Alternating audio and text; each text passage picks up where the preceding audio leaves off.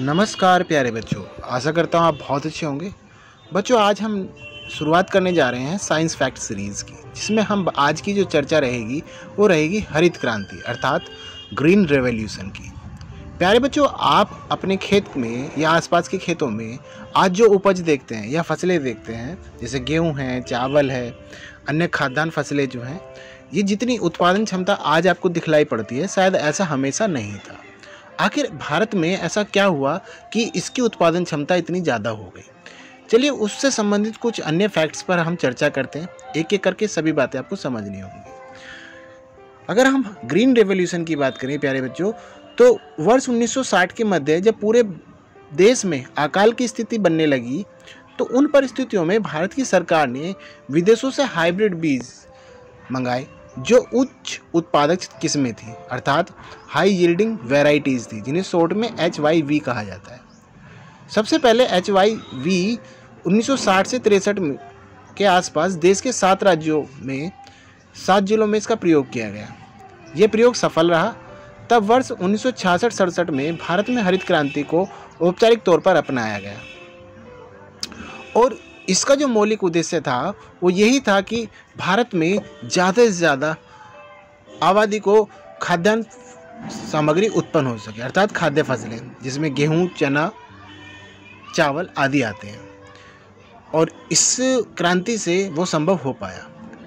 भारत में जो मुख्यतः ग्रीन रेवोल्यूशन शुरुआत हुई थी वो पंजाब, चंडीगढ़, हरियाणा, दिल्ली, वेस्टर्न यूपी वाले राज्यों में हुई थी और इन्हीं के कुछ जिले चयन किए गए थे। मुख्य तौर पर हरित क्रांति देश में कृषि उत्पादन को बढ़ाने के लिए लागू की गई एक नीति थी, जिसमें पारंपरिक बीजों के स्थान पर उन्नत किस्म के बीजों को अपनाया गया था। शुरू में हाई यील्डिंग वैरायटी का प्रयोग केवल गेहूं, चावल, ज्वार, बाजरा व मक्का में ही किया गया था। अन्य फसलों को इसमें शामिल नहीं किया गया था। परिणाम स्वरूप भारत में अनाज उत्पादन में अत्यंत वृद्धि हुई। हरित क्रांति के कारण लोगों की आय में भी वृद्धि हुई और इसने ग्रामीण समाज में पारंपरिक रूप से चली आ रही प्रथाओं जैसे जजमानी प्रथा, वस्तु विनिमय व्यवस्था आदि को समाप्त किया। तो आपने समझा प्यारे बच्चों कि जो हरित क्रांति थी उससे ग्रामीण परिवेश में क्या क्या सुधार हुए और साथ साथ लोगों की आर्थिक स्थिति में कैसे सुधार हुआ और अधिक उत्पादन ने लोगों के लिए फ़ायदा पहुंचाया। अगर हरित क्रांति के तौर पर हम देखें तो इसका सबसे पहले प्रयोग 1968 में संयुक्त राज्य अंतर्राष्ट्रीय विकास एजेंसी ने किया था। उसमें विलियम गॉड ने सबसे पहले इसको प्रयोग किया था। हरित क्रांति की शुरुआत सन 1966-67 में की गई थी। इसको सबसे पहले नॉर्मन बोरलॉग, जो नोबेल विजेता थे, उनको श्रेय जाता है।